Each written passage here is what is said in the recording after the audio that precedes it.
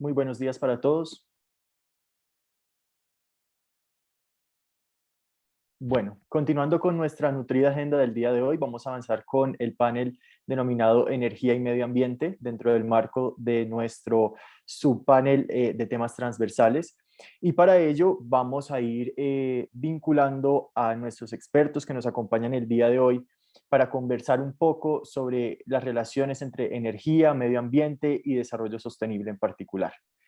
En este sentido nos acompaña la doctora Clarisa Brandao, quien es profesora asociada y coordinadora de la maestría en Derecho Constitucional en la Facultad de Derecho de la Universidad Federal Fluminense. Es abogada y consultora en temas de derecho de la energía y es representante civil en las comisiones de licitaciones en la Agencia Nacional de Petróleo en Brasil. Muy buenos días, doctora, y bienvenida. Nos acompaña también el doctor Stevie Gamboa, quien es director de Unidad de Recursos Naturales en GSG Abogados de Ecuador, coordinador de la iniciativa AT y director del portal elmonominero.com. Nos acompaña el doctor Alberto Olivares, quien es doctor en Derecho y actualmente es investigador contratado del proyecto de Centro de Estudios Avanzados de Blanes, dependiente del Consejo Superior de Investigaciones Científicas de España, donde integra el Grupo de Sistemas Socioecológicos en Ambientes Costeros y Marinos. Y finalmente nos acompaña el doctor Andrés Briceño, quien es abogado de la Universidad Externado de Colombia, quien tiene un diploma de estudios avanzados en la Universidad Carlos III de Madrid, es doctor en Derecho de esa misma universidad y tiene un postdoctorado en Derecho de la Universidad Carlos III de Madrid y de la Universidad Externado de Colombia. Es ex magistrado del Consejo de Estado y es asesor de la Agencia Nacional de Defensa Jurídica del Estado. Bienvenidos, doctores. En primer lugar, darle nuestra gratitud al equipo del Departamento en Derecho Minero Energético por la cordial invitación a este panel y, por supuesto, recomendarles el estricto cumplimiento del tiempo, teniendo en cuenta que nos hemos pasado un poco dentro de la agenda. Entonces, iniciamos con la presentación de la doctora Clarisa Brandao sobre sostenibilidad económica y ambiental, el desmantelamiento del offshore en la industria petrolera en Brasil. Bienvenida, doctora, y tiene usted el micrófono. Muchas gracias, doctor Lindon. Agradezco a todos por la invitación de estar con ustedes aquí hoy día. Voy a tratar de hacer el share screen.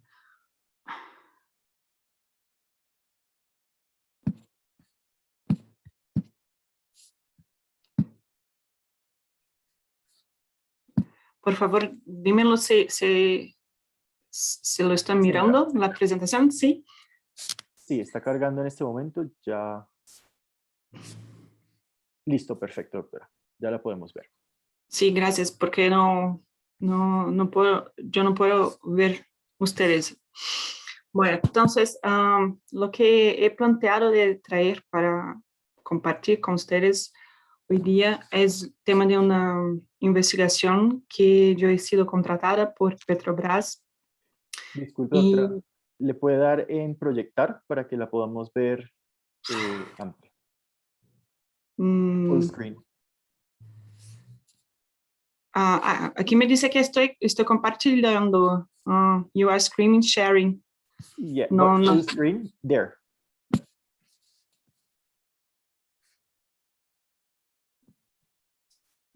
Listo, no hay problema. Sigamos así entonces, doctora. Muchas gracias. Pero otra vez. ¿Y ahora sale o no? No, señora, siguen. ¿Puedo Perfecto, seguirlo? ahora sí. Ahora sí. Ya, gracias.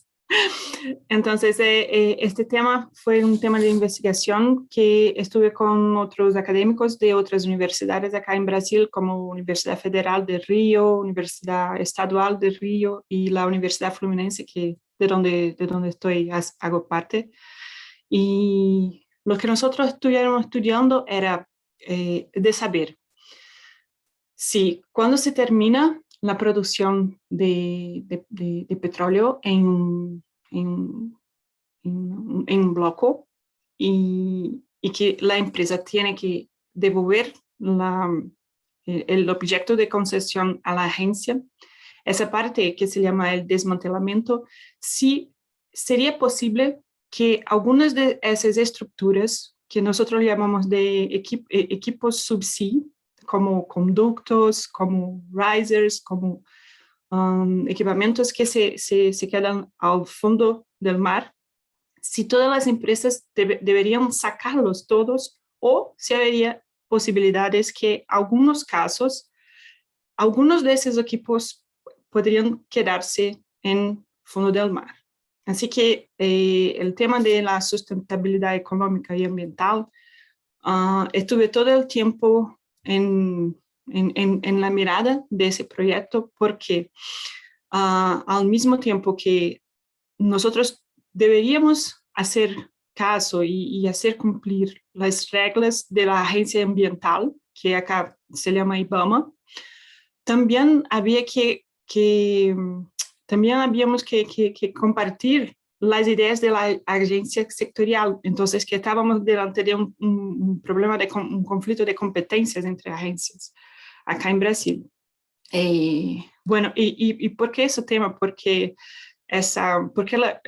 una justificación de ese tema era que había alternativas posibles que ya fueron implementadas en otras partes, en otros países, que nosotros podríamos traer para Brasil para que nosotros pudiéramos compartir las mismas prácticas, las buenas prácticas de la industria del petróleo. Entonces, que en Brasil está más fuerte cada año que pasa la actividad de desmantelamiento porque se acerca el fines de contratos que se firmaron como a 20, 30 años atrás. La agencia reguladora en 2020 publicó una nueva regulamentación sobre el tema, con muchas alteraciones del texto anterior que fuera editado en 2006. Y estamos delante de un conflicto de competencias entre la agencia sectorial y la agencia ambiental. Así que eso es solo para mostrarles, los equipos son estos que están para abajo. Los de arriba, que son los FPSOs, no estaban dentro del proyecto de investigación porque su desmantelamiento es algo más sencillo, es más fácil, está más avanzado. Entonces, desde el punto de vista de la agencia ambiental de IBAMA, ellos entienden que todos los equipos son residuos y por lo tanto deben ser removidos del fondo del mar. Esa es una posición muy fuerte del órgano ambiental acá en Brasil. Y ellos también tienen una diferencia de observación respecto al plazo. Así que las empresas muchas veces tienen la idea de que ellas pueden hacer una propuesta, un proyecto para hacer el desmantelamiento conjunto de una gran área, pero IBAMA dice que no, que tiene que hacer a cada contrato que se termina, tiene que hacer el desmantelamiento al mismo tiempo que se termina. ¿Ya? Y la agencia reguladora sectorial dice que hay excepciones que deben ser analizadas caso a caso por intermedio de investigaciones como esa que yo he participado y que las empresas deben presentar proyectos de análisis multivariables, ¿ya? Y también la agencia reguladora sectorial, ellos entienden que se puede hacer proyectos en áreas en que cubran de más una ubicación para serem desmanteladas, ¿ya? Por la idea de la ANP, esos criterios multivariables son técnicos, ambientales, socioeconómicos y seguridad. Pero sobre todo el tema del criterio ambiental, hay que hacer una evaluación de los riesgos ambientales que están involucrados con el proceso de corte de esos equipos, porque hay los expertos, los ingenieros nos decían que hay tensiones en estos conductos que pueden provocar un accidente ambiental mayor que si ellos fueran dejados como estuvieron en el fondo del mar. ¿Ya? Entonces, que la agencia sectorial entiende que hay esos riesgos, entienden que hay una posibilidad grande de riscos de que los trabajadores sean afectados o mismo muertos con ese tipo de proceso. Y se solicita a las empresas que hagan este tipo de investigación y de proyecto para verificar si hay alguna alternativa que se pueda proponer a la agencia ambiental para que los equipajes se permanezcan en sus lugares. ¿Ya? Entonces, dentro de la nueva reglamentación de ANP, uno de sus artículos dicen que podrá admitirse como excepción la remoción parcial o permanencia in situ permanente de instalaciones siempre que se cumplan o justifiquen los requisitos reglamentarios aplicables. Y ahí lo dicen otra vez, los criterios son técnicos, ambientales, sociales, seguridad y económicos. Y uno de esos posibilidades alternativas sostenibles para ese proyecto son instalaciones de arrecifes artificiales que ya están regulamentados por la propia agencia ambiental y se han comprobado que puedan traer beneficios económicos y sociales a las poblaciones que están cerca de esos proyectos. ¿Ya? Entonces, sí, y una otra alteración que me pareció a nosotros de la industria y los investigadores que fue muy intencional de la agencia sectorial fue incluir en la regulamentación de 2020 que las empresas tendrán que presentar un sistema de gestión de responsabilidad social y sostenible siguiendo los lineamientos para alcanzar los 17 Objetivos de Desarrollo Sostenibles en las Naciones Unidas.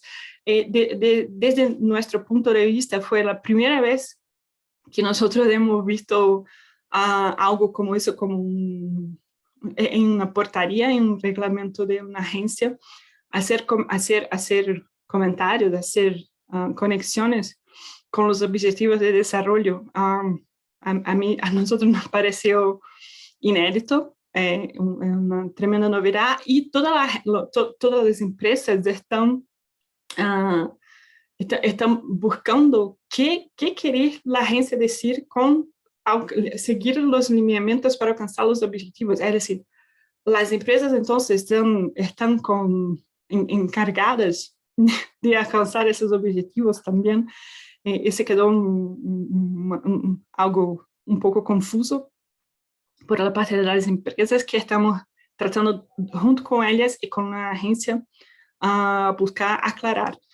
Porque nosotros entendemos que uno de esos objetivos, que es el 14, que es la vida marinha, que sí, que debe estar, los proyectos de desmantelamiento deben mirarlos para saber cómo hacer para no impactar a la vida marina, pero sí también cómo promoverla. Y los arrecifes artificiales que están aquí, que ese es uno de los ejemplos que hemos trabajado con el Golfo de México. Los arrecifes artificiales se entienden que sí se puede hacer una alternativa sostenible en ese proceso de desmantelamiento de la industria de petróleo, porque se permite reutilización de estructuras obsoletas con ahorro de emisiones de combustible, ahorro de costos de retirarlas y transportarlas hasta la tierra. Para los estados, los arrecifes artificiales atraen la vida marina, que mejora las pesquerías y contribuye a la economía, trayendo pesca recreativa, comercial y buceo. ¿Ya? Y para las especies marinas, los arrecifes artificiales proponen un hábitat y un refugio, alimento y otros elementos necesarios para la biodiversidad. Entonces, que nosotros entendemos que en algunos casos, no todos, hay muchas ocasiones que sí, que los equipos deben ser sacados, pero en algunos casos ellos se pueden dejar bajo bajo mar. Y en los casos que se deben sacarlos, la otra posibilidad que podrían trabajar junto con las etapas de desmantelamiento sería la promoción de la economía circular, que es un tema que desde acá de Brasil nosotros estamos luchando, buscando hacer con que las empresas tengan esa mirada a qué se puede hacer con esos equipos que son residuos, que son perfectamente reciclables, sirven a reciclaje. Y está difícil porque las empresas, ellas entienden que como son sus bienes, ellos tienen que hacer lo que sea mejor desde el punto de vista empresarial y negocial. Pero estamos buscando hacer con que ellos sí comprometan a promover la economía circular, porque hay la posibilidad de creación de nuevos modelos económicos sostenibles con la gente, con educación, con formación técnica de la población de estos lugares que están involucrados con desmantelamiento, utilización de residuos para obtener materia prima para otros bienes, incluso revenda de esos bienes, reducción de impactos ambientales con esta economía circular y posibilidad de desarrollo económico y social de las ciudades. Así que estamos tratando de un tema que es... 2 minutos, por favor. Pues ya termino. Estamos tratando de un tema que es muy, muy técnico, es muy de la gente de las ingenierías, pero nosotros que somos abogados, que somos profesores y estamos juntos en ese proyecto, estamos buscando alternativas sostenibles para un tema que es notoriamente poluente y que sí se puede, y estamos buscando camino para demostrar que sí que se puede hacer algo diferente, algo distinto, promoviendo la sustentabilidad ambiental y económica. Y era eso que ya tenía que presentar para ustedes. Muchas gracias por escucharme. Muchas gracias, doctora. Muy amable, doctora. Retomaremos más adelante con algunas preguntas sobre su excelente intervención y vemos cómo ya desde los objetivos de desarrollo sostenible podemos plantear nuevos usos a insumos, herramientas que hacen parte de nuestra industria y que por tal antes tenían una disposición final que hoy pueden tener una variable muy interesante desde su experiencia. Continuaremos entonces con la intervención del doctor Stevie Gamboa, quien nos va a conversar un poco sobre la dependencia del sector minero para la transición a energías limpias. Muchas gracias, doctor Stevie. Hola con todos, qué gusto saludarlos y nuevamente pues aprovechar la oportunidad para agradecer a la organización. Como siempre pues un trabajo impecable de parte del doctor Luis Ferney, de Milton, de todo el equipo del externado y siempre pues profundamente honrado de formar parte de esta organización o de la asociación. Trataré de ser lo más breve, aunque el tema se puede volver un poco complejo. La primera, un disclaimer de la firma a la que pertenezco. Un poco la introducción. La intención no es generar una postura entre quienes nos están viendo, más bien la intención es promover un debate y que esto sirva. En Ecuador el debate está todavía muy inicial, somos un país que ha empezado el desarrollo de su gran escala, con algunas dificultades, no solamente ambientales, sino también sociales, y en consecuencia estamos un poco lejos de pensar que esa actividad de gran escala minera nos pueda llevar a una transición energética. Sin embargo, ya desde antes del desarrollo de nuestra actividad minera, el Estado había decidido manejar energías limpias y por supuesto, como consecuencia de aquello, tuvimos varios proyectos que ahora son realidades de generación hidroeléctrica y esos proyectos pues hoy son de los que permiten no solamente atender la demanda interna, tanto de los habitantes o el consumo domiciliario y además también del tema empresarial, sino y sobre todo haber empezado a hacer una exportación de energía hacia países vecinos como Colombia y Perú, cosa que unos años atrás sería impensable. Sin embargo, en el tema particular de las otras energías limpias que se podrían considerar, tal es el caso pues, de la energía solar o de la eólica, peor aún de la biomasa, todavía somos un país muy inicial. El gobierno anterior inició un proceso para la construcción de 2 plantas solares, una encima del terreno que se había preparado para una refinería de petróleo. Considero yo en lo particular que eso es un error muy grave y muy costoso, puesto que todo el dinero que se invierte para generar ese espacio físico de una refinería y la petroquímica que hubiera acompañado a esa refinería, en el tema solar pues no tendría mayor sentido, es un costo demasiado elevado, pero entendiendo como energías limpias para efectos de esta conversación con ustedes, la solar, la eólica, la hídrica y la biomasa, es inevitable coincidir que todas estas energías limpias o este desarrollo de energías limpias va a generar una demanda nueva, una demanda muy intensa de todos los minerales, particularmente metálicos, pero de todos los minerales relacionados a la estructura, a la construcción, a la conducción, al almacenamiento de la energía. Entonces, inevitablemente aquellos que estén impulsando el desarrollo de las energías limpias en el mundo y dentro de nuestra región, inevitablemente tendrían que estar alineados también con el desarrollo de un sector minero.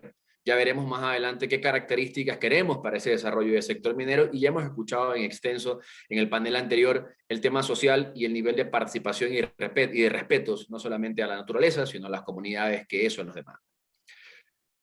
Pero bueno, un poco para entender esta demanda global de minerales que se une y se nutre de varias demandas diferentes, hoy por hoy las más importantes, dejando de lado aquel asidero de seguridad que permiten los metales en el caso de mercados volátiles, nos acaba de pasar el año pasado durante la pandemia que el barril de petróleo llegó a tener un costo negativo por primera vez en la historia. En esa época los inversionistas preocupados se refugian en los metales que tienen pues un valor propio, un valor intrínseco, no solamente por su apreciación en el caso del oro, por ser un metal precioso, sino también en el tema de utilización y como un recurso que tiene pues, su propio valor en la industria. Pero para efectos de esta conversación, veremos que la demanda global de minerales se nutre y se forma de la demanda para la tecnología y la demanda para generación de energía, haciendo una pequeña diferencia, no porque la generación de energía no tenga que ver con la tecnología, sino en la tecnología me refiero a los terminales más comunes a los usuarios, como las computadoras, las laptops, las tablets, los teléfonos celulares, etcétera, y dejando la generación de energía como la generación más intensa, ¿no? La generación más global. Esto tiene inevitablemente un impacto en la demanda mundial del cobre, siendo ya por varias agencias especializadas, Standard & Poor's, por ejemplo, ya se proyecta que la demanda del cobre va a tener un crecimiento de aproximadamente el 28 al 30% durante los próximos 10 años. Yo creería que la demanda va a ser mayor. Eso ya se está viviendo hoy con un impacto en los precios, pero además con un impacto en la apreciación de los proyectos de exploración en aquellas jurisdicciones que sean favorables a la actividad minera. Allí nada más tenemos una pequeña imagen de lo que se aspira a tener como crecimiento de demanda del cobre durante los próximos años. Y esto pues, como les decía, no es ajeno y va de la mano con aquella intensidad en el cual los mercados presionan a los países que tienen riqueza mineral. Entonces, aquí un poco ejemplos de países vecinos. Como les decía, Ecuador es un país que está desarrollando recién la industria minera a gran escala. En consecuencia, a pesar de que el titular habla de 2.000 millones en el 2019, hay que diferenciar entre 2019, 2020 y probablemente 2021 vamos a recibir menos de 500 millones de dólares en inversión extranjera para exploración, probablemente menos que eso. Y las inversiones fuertes que vivimos y que significó que sea el sector minero el puntal de la inversión extranjera desde el 2019 hasta hoy para el Ecuador, provienen más bien del desarrollo ya, construcción de planta y mina de dos proyectos mineros, uno llamado Mirador, otro llamado Fruta del Norte, uno para cobre, otro para oro. Y cada uno con un costo aproximado de 800 millones de dólares. Estamos muy lejos, somos muy pálidos todavía para compararnos con nuestros países vecinos que tienen mayor experiencia. Colombia con la industria del carbón pues tiene más de 50 años haciendo minería, Chile también a su vez apalancado por el cobre, y Perú con un boom que se viene viviendo hace ya casi una década, que ha sido muy importante y que le significan miles de millones de dólares en inversión extranjera cada año, y acompañado de esos miles de millones de dólares, pues también el acceso a transferencia de conocimientos, de tecnología, la generación de mano de obra técnica en los territorios, la generación de plazas de empleo directo e indirecto, alimentación, transporte, etcétera, y por supuesto un impacto muy importante luego que esos proyectos se materializan y llegan a la fase de exportación, porque se convierten a su vez en un aporte principal para la balanza de pagos de cada país y tienen un impacto pues, favorable en el PIB de cada país.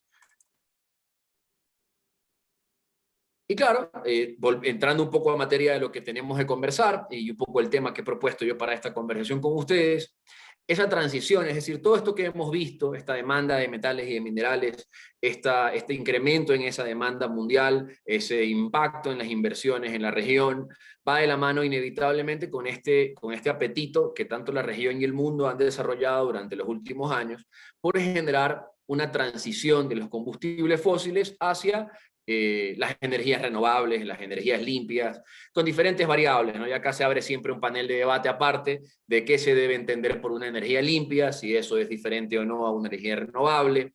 Hay quienes dicen que la hidroeléctrica sin duda es una energía limpia, pero que tiene un impacto enorme a nivel del territorio, pues son proyectos con un enorme impacto físico.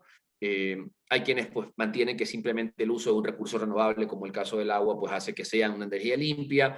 Existen otras iniciativas, tipo eólicas, tipo solares, que se van desarrollando en la región, pero cada una de estas, insisto, meten mayor presión, generan mayor presión hacia los mercados de demanda y oferta, hacia el precio internacional del producto, hacia la exploración. Y claro, existe una oferta sobre este tipo de materiales, de muchos de estos materiales que vienen de nuestras regiones y también de otras regiones complejas, como sería desarrollar proyectos en el África, donde no siempre el producto cumple con la trazabilidad, con las características de respeto a los derechos humanos, de equidad y de acceso a información, y conversaré brevemente sobre eso más adelante. Pero bueno, acá un poco la idea de esta diapositiva es mostrarles que la prensa nacional e internacional coincide en que existe y que existirá durante los próximos años una transición a energías limpias, tanto en generación como para el uso de destino, como por ejemplo sucede con los vehículos eléctricos.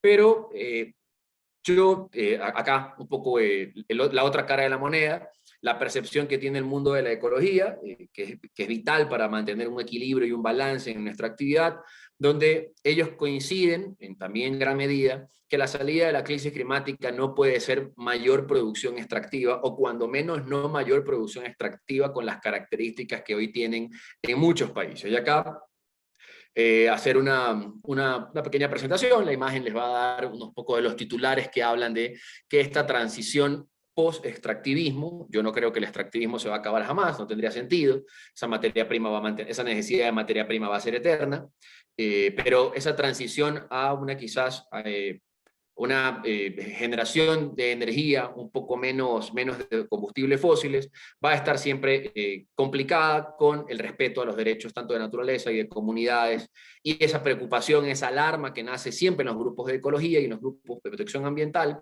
donde parecería que si la solución es mayor minería, y la minería no cumple con esos estándares que debe cumplir, entonces estaríamos haciendo un poco lo que comentaba la doctora hace un instante con el ejemplo de retirar las mangueras y las tuberías, haríamos más daño que el bien que estaríamos haciendo a futuro.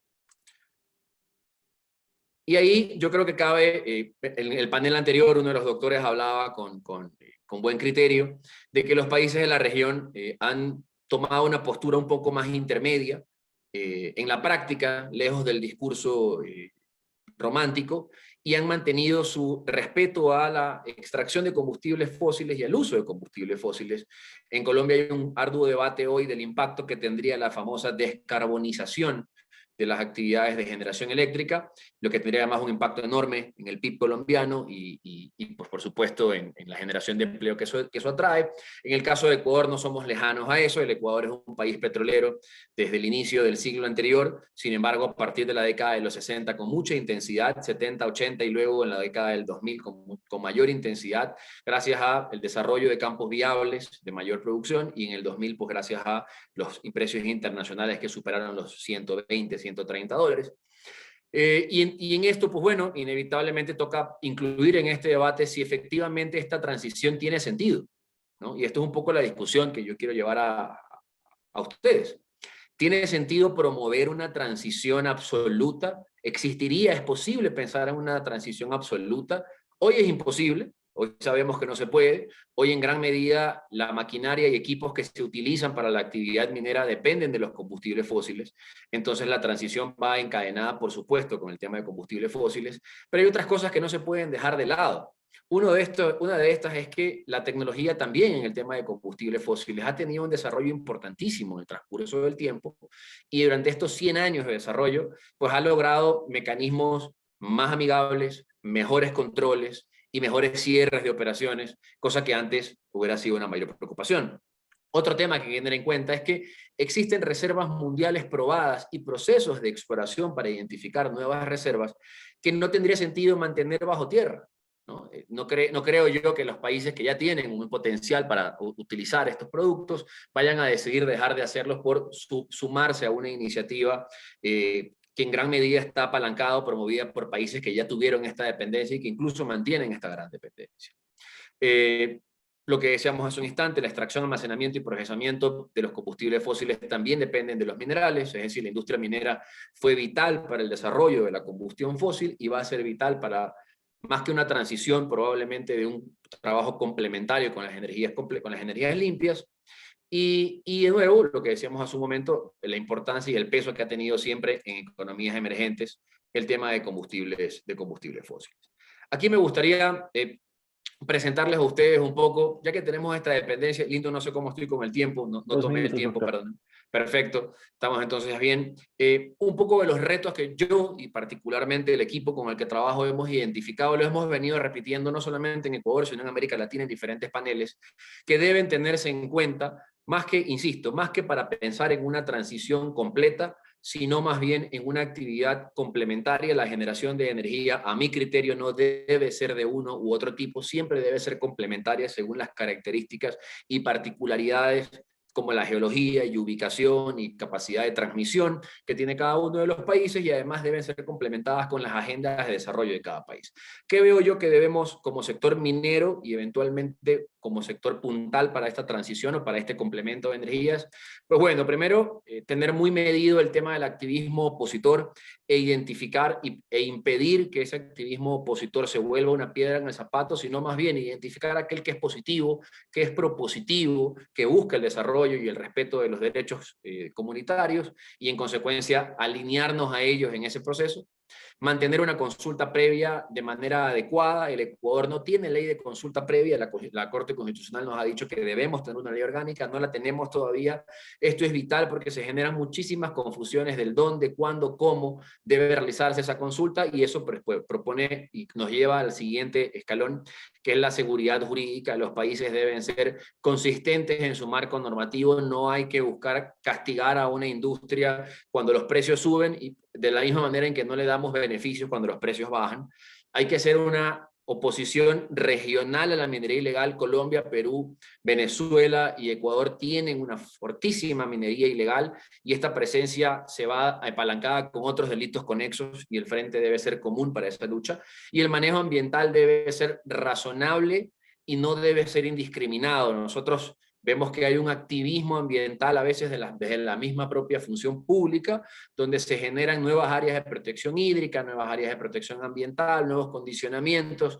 He investigado cómo funciona en Colombia, esto es extremadamente complejo allá. En Ecuador aún no llegamos a ese nivel, pero al final esta gran cantidad de escalas y de proteccionismo no ha tenido el efecto en el territorio, sino más bien lo que ha logrado es impedir las actividades legales. Y todos estos retos tienen un elemento transversal, como estas mesas que son transversales, que es precisamente la transparencia.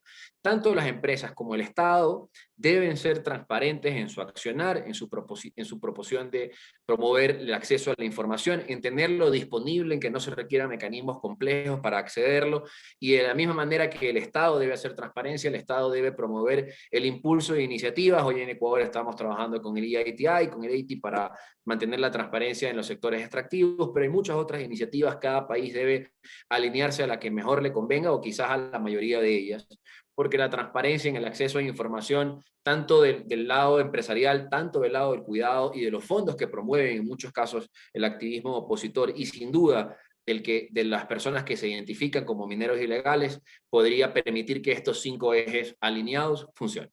Muchísimas gracias a todos ustedes y quedo súper atento a sus preguntas. Muchas gracias, doctor.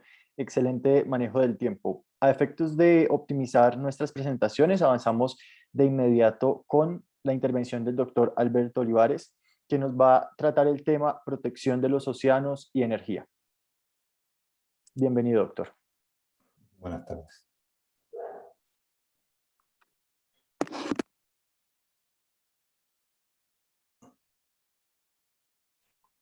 ¿Se ve bien la presentación? Sí, señor, se ve bien. Perfecto, muchas gracias. Muy buenas tardes. En primer lugar, me sumo a los agradecimientos a ACIDE, a la Universidad Externado y a EDEN por la organización de este evento que nos invita a discutir en torno a la idea de derecho global de la energía. Para iniciar mi presentación, como sucede con casi todo lo que está relacionado con la energía hoy, debemos comenzar hablando de cambio climático. Ha sido el cambio climático el que ha propiciado una nueva lectura de nuestra relación con los océanos. La búsqueda de soluciones para la mitigación y adaptación al cambio climático nos ha obligado a repensar los esquemas tradicionales de regulación del espacio marítimo ante la necesidad de expansión humana en los océanos en un contexto de cambio climático. Los océanos producen más oxígeno que el sistema terrestre, y también los ecosistemas marinos son capaces de secuestrar gran parte del carbono producido por la actividad humana. De esta forma, la protección de los océanos y de los diversos ecosistemas marinos es una prioridad de la estrategia global de cambio climático. Por otra parte, son los océanos fuente de riqueza, y esta estrategia de cambio climático no es ajena a esta realidad.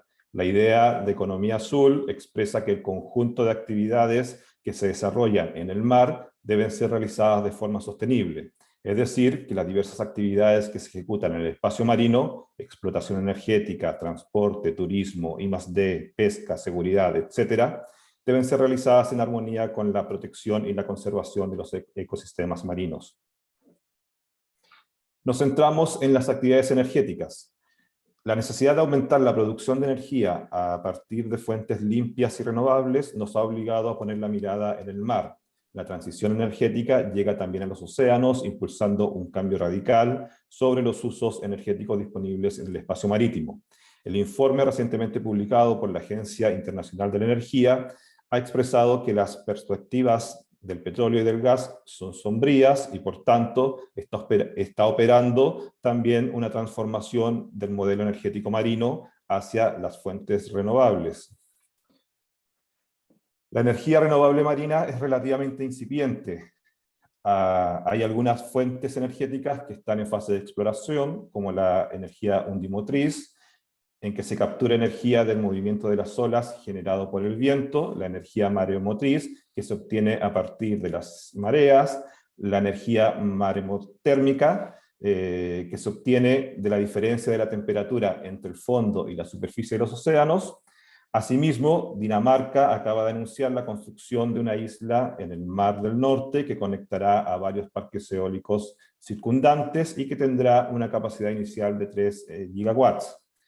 Además, en la isla se instalará tecnología para producir hidrógeno verde. Este proyecto se suma a otro anunciado recientemente también para el mar Báltico de 2 gigawatts. Pero sin duda es la energía eólica marina la que centra el interés. Desde el primer parque eólico marino comercial que se instaló en el año 1991 en las costas de Dinamarca, ha habido un crecimiento exponencial de la capacidad instalada, especialmente en los últimos 10 años. Así, hemos pasado de los modestos 5 megavatios de la primera experiencia danesa a 10 gigawatts en el año 2010 y en el año 2020 subimos a 30 gigawatts. Y las experiencias y las expectativas son aún mejores. La Agencia Internacional de la Energía ha proyectado que para 2040 habrá 560 gigawatts de capacidad instalada en eólica marina. La tecnología también permite ser optimistas. Poco a poco las barreras técnicas se van venciendo, los aerogeneradores flotantes alejan de la costa a esta energía y además los países con suelo marino profundo pueden comenzar a desarrollar parques eólicos marinos. Los aerogeneradores actuales tienen una capacidad de 15 megawatts y pueden operar a 100 kilómetros de la costa. Sin duda, la energía marina es una oportunidad no solo para cumplir con los compromisos de carbono neutralidad de los países para 2050, no sé si hay una interferencia, sino que también va acompañada de generación de empleo, desarrollo tecnológico y de una fuerte inversión extranjera. En este sentido, por ejemplo, el presidente Biden ha anunciado en su plan de creación de empleo verde en marzo de 2021 que la expansión de la eólica marina en Estados Unidos generará 44.000 nuevos empleos directos y 33.000 empleos adicionales en actividades relacionadas. Sin embargo, a medida que se desarrolla esta fuente energética, ¿sí?, y en general las energías marinas, surgen los problemas. Uno de ellos, el que me centraré ahora en la exposición, es el de la interacción de estos parques con los espacios marinos protegidos, el paisaje y el turismo. Analizaremos esta cuestión a través de un estudio de caso. Hace un par de meses presentó una manifestación de intención de iniciar el procedimiento de evaluación de impacto ambiental, el primer proyecto marino comercial en España. Sí, hoy se ha presentado el segundo, que quiere ubicarse en el mar Mediterráneo, específicamente en la Costa Brava, en la zona norte de Cataluña. Incorporará a la red 1 gigawatt de electricidad gracias a 65 turbinas flotantes de 15 megavatios, las más grandes del mercado hoy. De acuerdo con el proyecto, liberaría unas 3.500 hectáreas de territorio con eólica terrestre o 5.500 hectáreas de territorio con solar fotovoltaica, es decir, reduciría entre el 4 y el 7% las necesidades de uso de territorio en Cataluña para lograr un sistema energético neutro climáticamente en el año 2050. Asimismo, señala el proyecto, durante su vida útil ahorraría 19 millones de toneladas en emisiones de CO2. Su ubicación se proyecta en una zona a 15 kilómetros de la costa frente a Cap de Creus, una zona que es protegida con diversos instrumentos de protección. En primer lugar, es una zona de especial protección para aves del espacio marino de l'Empordà. En segundo lugar, es un lugar de interés comunitario por el sistema de cañones submarinos occidentales del Golfo de León. Es también una zona especialmente protegida de importancia para el Mediterráneo por ser un corredor de cetáceos en este mar. Y por último, es una zona incluida en el plan de recuperación de la gaviota corsa desde 2004. Es, por tanto, como se ve claramente, una zona de alta sensibilidad ambiental. Evidentemente, esto ha despertado el rechazo de los grupos ecologistas de Cataluña, porque se sitúa, como hemos dicho, junto a estas áreas marinas protegidas, pero además es una zona eminentemente turística. La mayor parte de los pueblos de la zona costera están enfocados en el turismo. España está actualmente elaborando la estrategia española para el desarrollo de la energía eólica marina y también la hoja de ruta del desarrollo de eólica marina y la energía del mar. Al mismo tiempo está elaborando los instrumentos de ordenación del territorio, del espacio marítimo, perdón. Por tanto, además, el proyecto está en una nebulosa normativa en que la legislación aplicable, el Real Decreto 1028/2007, está totalmente desactualizado respecto de los requerimientos actuales de la protección de los ecosistemas marinos y de la ordenación del espacio marítimo que, insisto, está en construcción. Vemos entonces que este es el primer desafío que enfrenta el desarrollo de las energías marinas: conciliar o intentar conciliar las infraestructuras de energías renovables en los océanos con la protección de los espacios marinos, buscar lo que la Unión Europea ha denominado el crecimiento sostenible de los océanos. ¿Y qué soluciones dan los países al desafío de conciliar la actividad energética marina con la protección de los ecosistemas? En primer lugar, debemos aclarar que los países que han desarrollado la energía eólica marina lo han hecho como parte de ambiciosos planes de descarbonización, y esta fuente energética es una de las principales apuestas para cumplir con sus objetivos de transición energética. Por tanto, las energías marinas en general y la eólica marina en particular son fuentes energéticas propias de la transición energética que generan optimismo en torno al objetivo de conseguir la carbono neutralidad en el año 2050. Son parte de lo que denominamos economía azul, por tanto, actividades que en principio, insisto en principio, promueven el desarrollo sostenible de los océanos. Dicho esto, ahora veremos qué reglas han ido estableciendo los países para lograr este equilibrio con la protección de los ecosistemas marinos. En primer lugar, las estrategias y planes de acción relacionadas con el desarrollo de la energía eólica marina están sometidas evaluación ambiental estratégica. Así, por ejemplo, en Noruega, el desarrollo de la eólica marina está restringida a áreas designadas por el Estado. El gobierno noruego ha identificado 15 zonas específicas para el otorgamiento de licencias, y este proceso de designación de estas zonas tuvo una evaluación ambiental estratégica. El objetivo, por tanto, de esta evaluación ambiental estratégica es proporcionar la mejor base posible para decidir qué zonas deben abrirse a las solicitudes de licencias. 2 minutos, doctor. Bueno, gracias. En segundo lugar, los proyectos, a excepción de los parques, requieren de un estudio, a excepción, perdón, de los parques pequeños, requieren de un estudio de impacto ambiental. En general, los proyectos que pueden comprometer la integridad, ¿sí? En los proyectos que pueden comprometer la integridad de los espacios naturales protegidos concluyen sin otorgamiento de la licencia ambiental respectiva, a menos que se considere que existe un interés público primordial. Ello actúa como instrumento de desincentivo para presentar proyectos que estén dentro de espacios marinos protegidos o en zonas contiguas. Por ejemplo, en Alemania, cada uno de los Länder decide sobre la instalación de parques eólicos marinos en las 12 millas del mar territorial, y el gobierno federal decide sobre la zona económica exclusiva. Así, algunos estados costeros han establecido que los parques eólicos marinos no pueden instalarse a menos de 10 kilómetros de la costa, para proteger el turismo y el paisaje. Además de eso, 1/3 de la zona económica exclusiva está protegida con áreas de reserva marina y espacios Natura 2000.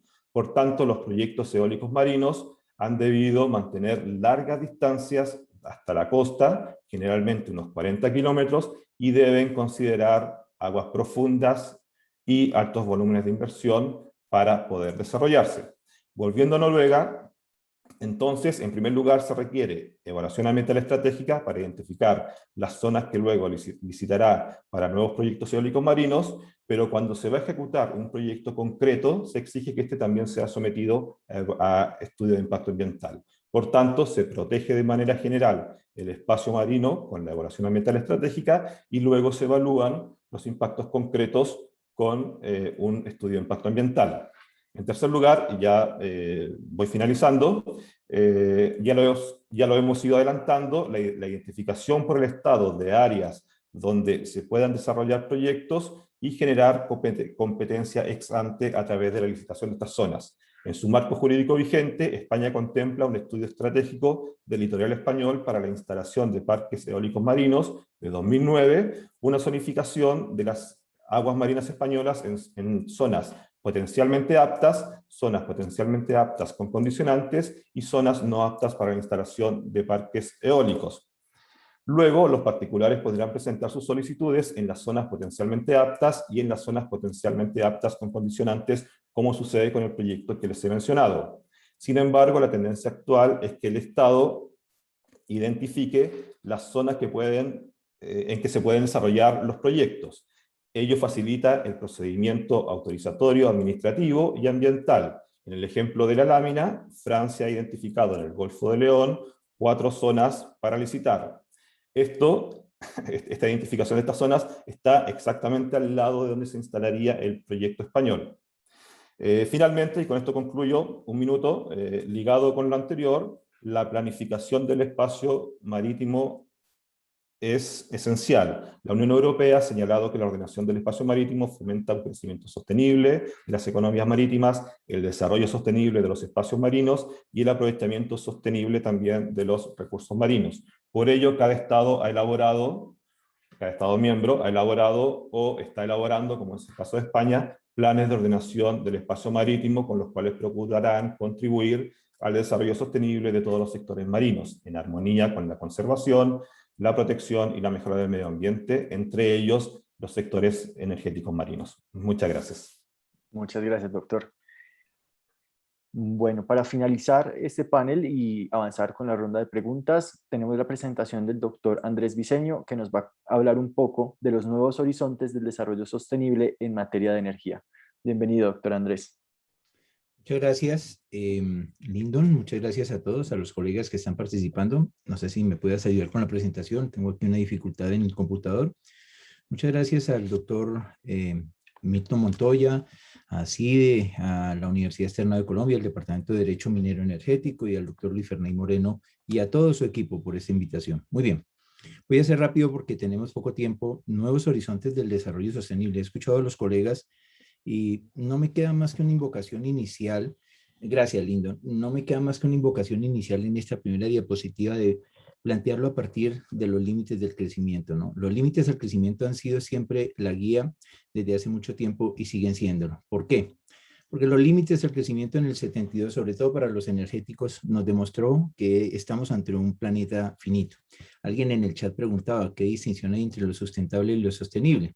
Pues en realidad lo que se creó en ese año 1972 desde el punto de vista ambiental fue una especie de trampa, porque el desarrollo sostenible como tal terminó siendo una herramienta más de carácter económico que buscaba armonizar los proyectos, sobre todo de carácter energético o productivo, en este caso del petróleo, por ejemplo, pero podría estar en generación de hidroenergía, ahora que hablaban los colegas en eólica, entre otras. Es una herramienta que se creó para buscar ese equilibrio adecuado. No fue enunciado y no fue definido en esa época, solo hasta el informe de Brundtland de 1986 se vino a afirmar y es la Declaración de Río de 1972 la que lo incorpora.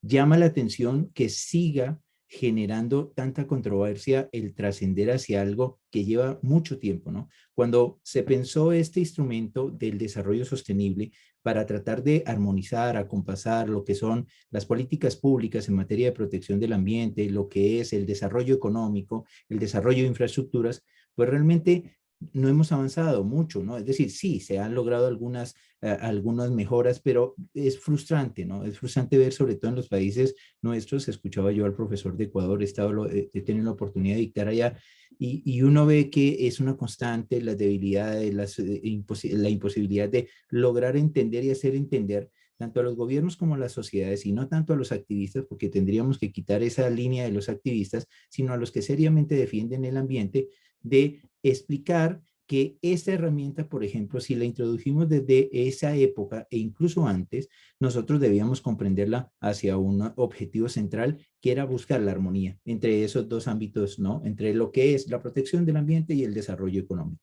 No sé si podamos pasar a la tercera. Yo voy a desarrollar esto en 4 ejes. El primer eje es desarrollo sostenible en el sector de energía.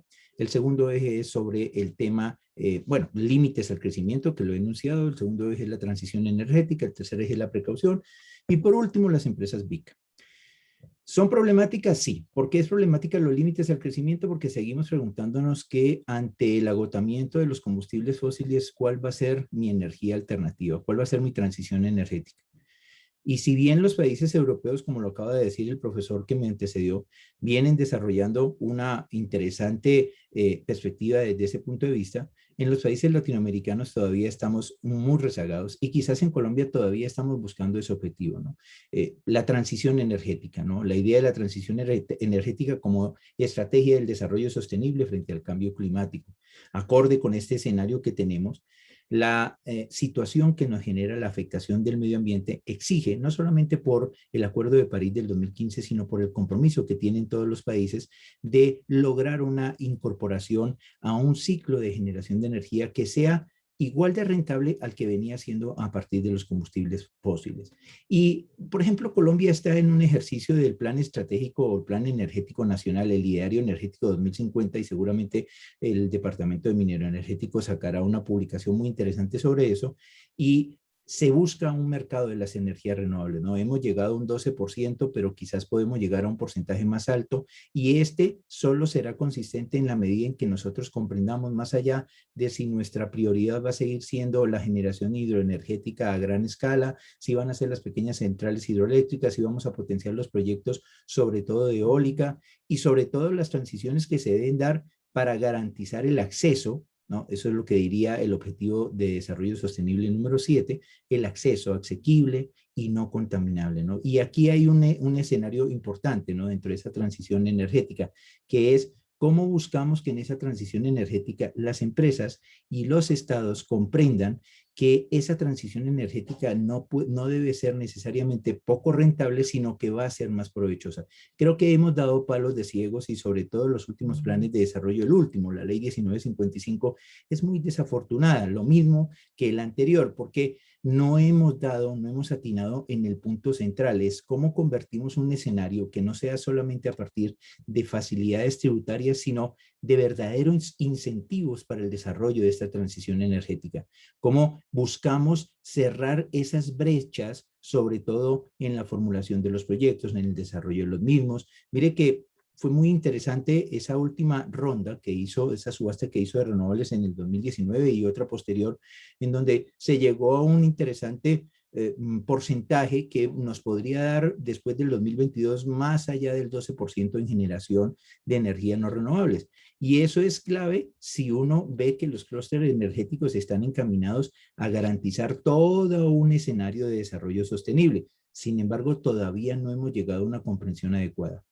Y ese escenario de la transición energética, no sé si podemos pasar a la siguiente diapositiva, lindo, en ese escenario, digamos que uno frente a, no, la siguiente, perdón, uno frente a ese escenario, uno tendría una serie de problemáticas. Entonces, una primera problemática que uno se centraría, pensándolo desde esa perspectiva, está centrada sobre el problema específico de cómo entender a partir de eso que el porcentaje de la población mundial tiene o no una accesibilidad, de qué manera puede uno reducir esos márgenes de generación de energía todavía que está haciendo un rezago para las poblaciones de menor acceso y que siguen teniendo una generación bajo combustibles que pueden ser más nocivos para el ambiente, ¿no?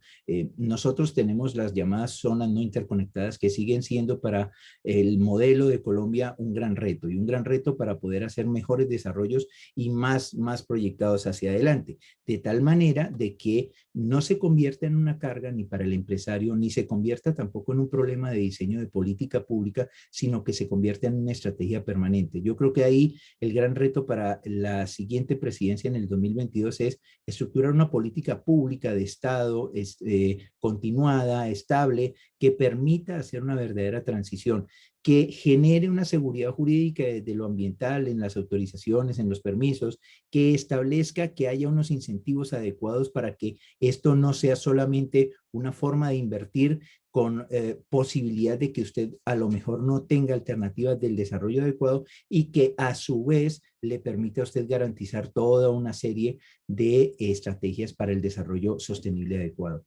Pero yo quisiera centrarme sobre dos puntos ya finales sabiendo el tiempo.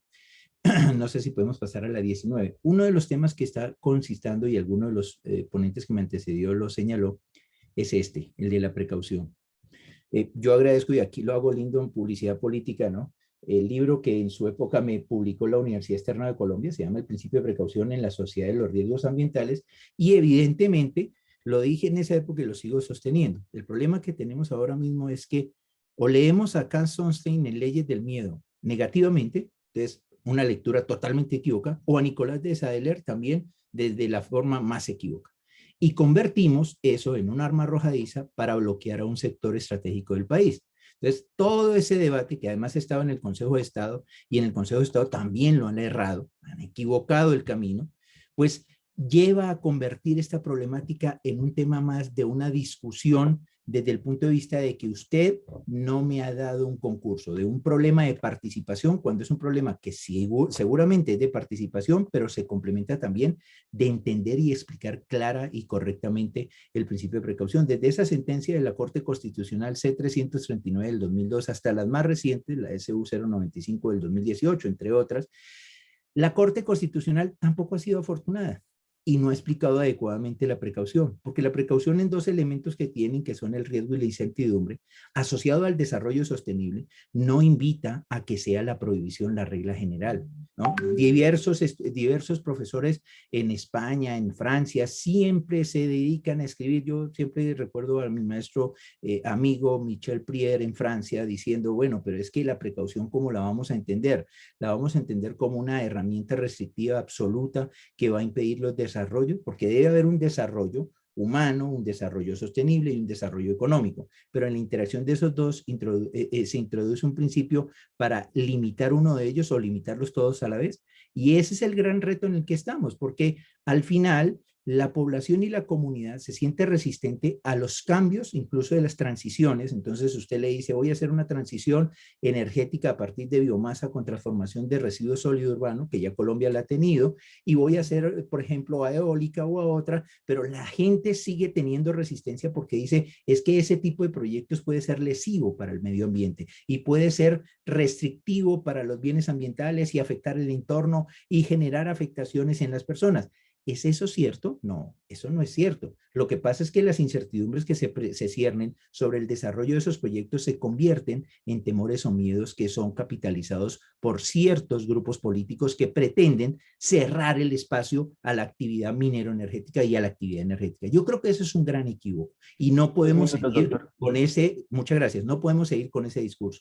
Y por el otro lado, pues evidentemente lo que nosotros tenemos que buscar como objetivo es comprender constitucional, legal y jurisprudencialmente de qué se trata la precaución. ¿Para qué?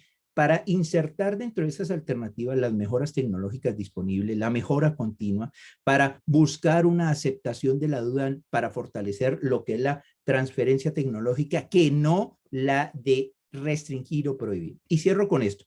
Quizás el gran reto de estos tres elementos que he intentado que sean conexos es ¿cómo convierto esos límites al crecimiento que me imponen nuevas formas de transición energética que me llevan a la aplicación de principios como el de precaución que deben ser racionalizados a hacerle entender también a las empresas y en este último minuto, Lyndon, que puedan integrarse a ese modelo de las empresas BIC? No, yo creo que esas empresas BIC que convierten, ¿no? En Colombia ya fue introducido el modelo de las empresas BIC, pero que incorporan lo que es la forma de entender la dimensión social de derechos humanos y de medio ambiente. ¿Cómo le vendo a esa empresa que no es solamente que se someta a las licencias, permisos y autorizaciones, sino que cree un valor económico, social y ambiental que le permita interactuar mejor con la sociedad, que le permita interactuar mejor con el medio ambiente? Mire, esos tiempos que ocurrían, lo que le pasó a Cerro Matoso, lo que le ocurrió a Drummond, lo que le ocurrió a Cerrejón, lo que le ha ocurrido a las empresas energéticas,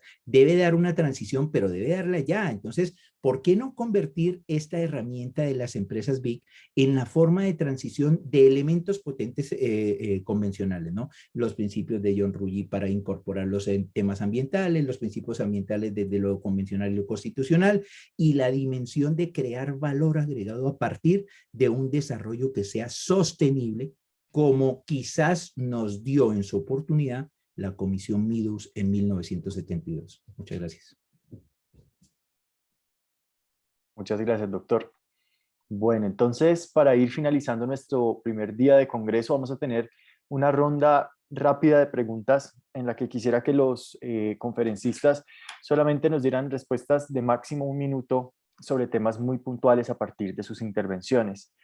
Empezamos en el mismo orden de las presentaciones, doctora Clarisa. Usted nos comentaba muy bien sobre la inclusión dentro del reglamento de la condición del cumplimiento de los 17 Objetivos de Desarrollo Sostenible a efectos de avanzar en los planes de gestión social sostenible. ¿Qué estrategias han pensado ustedes desde el proyecto para introducir esos 17 objetivos y cómo creen que a través de las empresas se puede articular en este proyecto, que quizás es un proyecto de economía circular que tiene un alto impacto y que, como usted bien lo expuso, pues es estratégico dentro de, el proceso de retiro o de finalización de los proyectos petroleros? Muchas gracias, doctor Lyndon. En primer lugar, debo decir que es un tema que se está empezando a discutir. Nosotros estamos empezando a llevar esas discusiones en múltiples ambientes, en ambiente académico, ambiente empresarial, junto a las agencias, pero hay muchas oportunidades. La economía circular es uno de ellos. Los arrecifes artificiales también son una posibilidad de cumplir estos retos de la ONU. Y hay otros. que están en discusión, pero aún no hay reglamentación, aún no hay, aún no sabemos por dónde comenzar, como por ejemplo el almacenamiento de carbono. En inglés es CCS, Capture and Storage Carbon Almacenamiento. Bueno, son posibilidades que se sirven a la industria, sirven a cumplimiento de las leyes ambientales, pero igualmente se puede también accesar el cumplimiento de los objetivos de la ONU. Entonces, que estamos aún haciendo el camino. No sabemos muy bien pero por dónde ir, pero sabemos a dónde llegar. Y si me permite, yo quisiera hacer una pregunta al doctor Alberto Olivares, sobre todo respecto también a la reglamentación de los parques eólicos, porque acá en Brasil este tipo de proyecto es prohibido. Es prohibido por la agencia ambiental. La agencia ambiental dice que no hay licencia específica propia que se pueda utilizar para montar los parques eólicos. Y por otro lado, la agencia sectorial está tratando de hacer proyectos que se puedan avanzar por dentro del mar para hacerlo. Y ellos no se comunican muy bien. Entonces, ¿qué reglamentaciones la Unión Europea ha hecho para que se pueda marchar estos parques eólicos?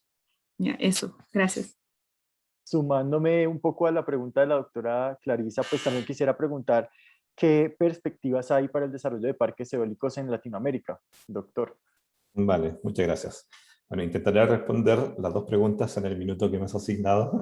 No sé si será posible. Bueno, sobre la reglamentación de los parques eólicos marinos, a mí me parece, Clarisa, que sí hay un par de proyectos en carpeta en Brasil. Cuando no hay reglamentación específica, se recurre a la reglamentación general en materia de proyectos y de actividades que se realizan en el mar, ¿sí? Por lo tanto, en ausencia de normativa, se va a la normativa general sobre concesiones marítimas, etc. ¿Sí?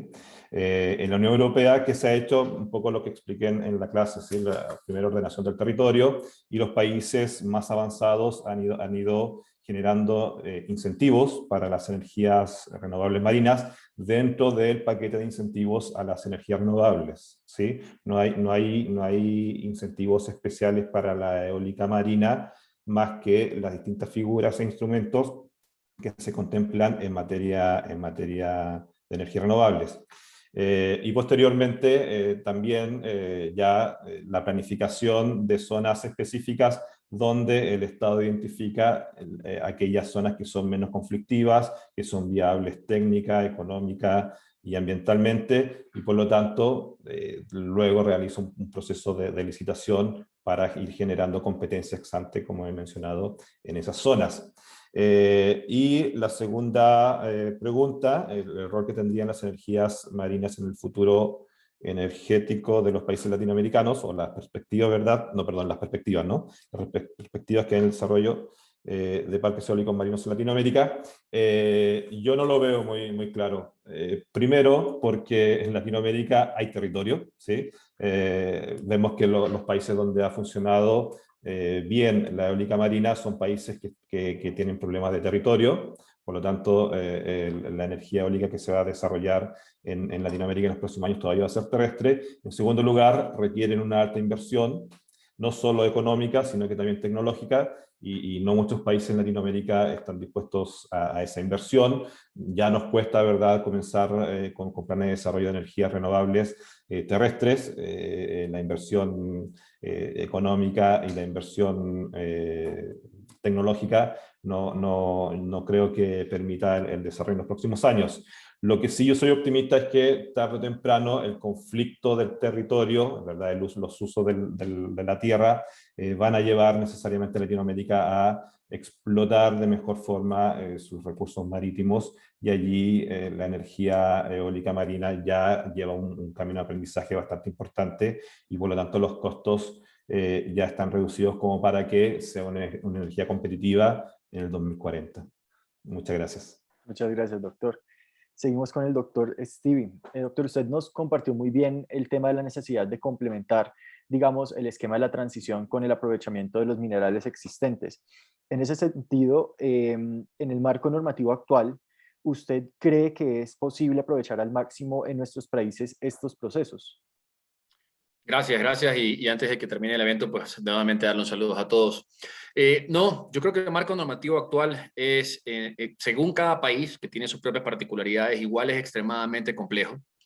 Creo que se debe el tema de países que han tendido más a la jurisprudencia que a la legislación. Hay países como nosotros que han tendido más a la normativa secundaria vía decretos o instructivos que a las propias leyes por discusiones de capital político. Hay países que en cambio han generado una cantidad interminable de normativa en diferentes niveles, no siempre congruentes entre sí. Y además hay también a veces una diversidad muy amplia de entidades de control que, como decía Clarisa, no siempre tienen la mejor comunicación ni la mejor coordinación cuando trabajan. Entonces, yo creo que hoy no solamente el tema normativo, sino el tema institucional de nuestros países no está listo para aprovechar. Creo que decía el doctor Andrés que el nuevo gobierno tendrá un reto. Nosotros acabamos de cambiar de gobierno y probablemente uno de los principales retos que tendrá este gobierno es poder hacer ese alineamiento entre tema normativo y tema institucional para permitir capitalizar esta necesidad de minerales. Es decir, que el tema mineral no va a cambiar, la demanda va a continuar y solo va a crecer. Y si América Latina no aprovecha esto, otro país lo va a hacer. No es que somos una región bendecida, pero no la única. Y existe una cantidad de oportunidades que se generan de esto y coincido plenamente con el doctor Andrés. La precaución y el cuidado se la puede ver como una herramienta para impedir o como una herramienta para utilizar de manera razonable. América Latina no se puede dar el lujo de perder la oportunidad de un nuevo ciclo de minerales, no solamente para el tema de producción, también para el tema de la exploración. Y Colombia, Perú, Ecuador, Chile, con sus diferencias, tienen que alinearse y esto probablemente sea materia, ojalá algún momento, y este foro pues sirve para aquella iniciativa, para una iniciativa regional. Es que nosotros como continente, Brasil por supuesto, como continente tenemos un enorme potencial. Y claro, yo a veces encuentro discrepancia en esta afirmación de, si ustedes ven los organismos internacionales cuando hablan sobre nosotros, hablan de los países ricos, ¿no? Los países ricos en minerales. Yo te digo, claro, somos ricos en minerales, pero pobres en muchas otras cosas, y es obligación nuestra hacer más que la transición energética de la que yo hablé, esta transición a capitalizar lo que tenemos para poderlo volver a favor de la gente.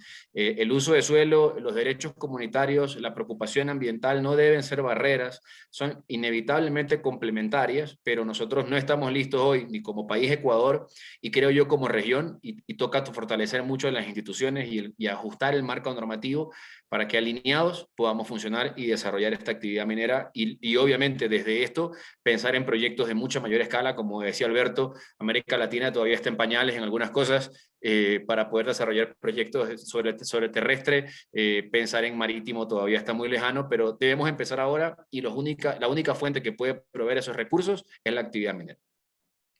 Perfecto, muchas gracias, doctor. Doctor Andrés, finalmente y articulado con la respuesta que nos dio el doctor Stevie, ¿usted tiene algunas observaciones finales con relación al principio de precaución y cómo podría entenderse mejor en nuestro contexto latinoamericano? Sí, sin duda alguna, a mí me llama la atención, bueno, aquí de latinoamericanos tenemos a Brasil, 1988, introducen lo ambiental, grandes autores, Paulo Leme Machado, buen amigo, colega, que lo conozco, creo que Clarisa lo debe conocer, yo he compartido, Paulo Leme es uno de los grandes autores latinoamericanos, ¿no? Con Briñes en Brasil, en México, perdón, o con el mismo, incluso Lorenzetti, ¿no? Bueno, ahora que está en su rol de magistrado, por supuesto que Ricardo también es uno de los grandes, pero evidentemente uno le llama la atención. Brasil del 88, Ecuador 2008, doctor Stevie, usted me corregirá, pero constituciones que hablan de lo ambiental y que hablan algunas de la precaución y terminan siendo arma arrojadiza para el sector económico. Entonces, eso es lo que buscamos de protección del ambiente. para un sector tan estratégico como este? Evidentemente no. Si nosotros queremos hacer una lectura, uno tendría, como dijo Alberto, tendría que uno remontarse a esa comunicación del 2000 sobre la precaución de la Comisión Europea y todos los trabajos que ha hecho la Comisión sobre ese escenario, ¿no? El fallecido Ramón Martín Mateo, hombre, que le tengo una entraña. Ramón siempre nos decía en Alicante, ojo con la aplicación indiscriminada de los principios como el de precaución. Para proyectos eólicos, como ustedes han señalado, y ahora que decía el doctor Steve, para proyectos hidrocarburíferos o para proyectos de generación de energía, no lo podemos convertir como algo que sea una restricción absoluta. Ahora mismo estamos pendiendo de un hilo en temas hidroenergéticos. Recuerden que está el caso Belomonte, en el río Chingú. Entonces, doctores, ¿qué va a resultar de ahí? ¿Una interpretación equívoca, errada, extrema del principio de precaución de la opinión consultiva 23? Si es así, mejor no asesoremos a nuestros clientes y le digamos, mire, no hay posibilidades, no se venga aquí que son países poco seguros. Porque el problema no es solo que estemos en pañales en desarrollar instrumentos, como decía el doctor CDC, instrumentos principales, derivados, normativos para propender por la transición energética, sino que ahora usted le pone un palo sobre la rueda, que es desde ese punto de vista un principio que lo extrema usted en la aplicación y que lo convierte en arma arrojadiza, con un agregado, la sensibilidad social, en donde tenemos a las comunidades ahora mismo más proclives a decir el que sea empresario es un diablo, ¿no? El débil que uno diría en las leyes del miedo, el débil que está presente en todo y que quiere trastornarlo. Evidentemente ese no es el objetivo. Yo creería, Lyndon, y con esto cierro, que nosotros debemos ser serios, ¿no? La regulación para todos estos sectores debe garantizar seguridad jurídica, debe propender porque la transferencia tecnológica se pueda dar, que la transición energética, si la vamos a hacer, no sea a su vez una forma de limitar frente a lecturas equívocas de principios como el de precaución o quizás como el principio también de prevención o cualquier otro en materia medioambiental, y que el verdadero desarrollo sostenible está en la contribución que el sector de energía le puede dar a nuevos esquemas, nuevos clusters que puedan desarrollar lo que son alternativas energéticas que además tienen que garantizar una eficiencia que está en Colombia, y usted lo sabe, de casi el 33% en municipios pequeños en donde no tenemos aún acceso a la energía. ¿Cómo se la garantizamos? No con la estrategia del miedo, por supuesto. Muchísimas gracias, doctores, por sus brillantes intervenciones, por acompañarnos hasta estas horas de la tarde ya. Muchas gracias a todos los participantes que aún siguen en línea y que pues nos escucharon hasta el final de la intervención. Nos vemos mañana. A todos los que están participando de nuestro tercer congreso de la Asociación Iberoamericana de Derecho a la Energía, muchas gracias por su asistencia y que tengan una feliz tarde. Hasta luego. Gracias. Hasta luego. Gracias, doctores.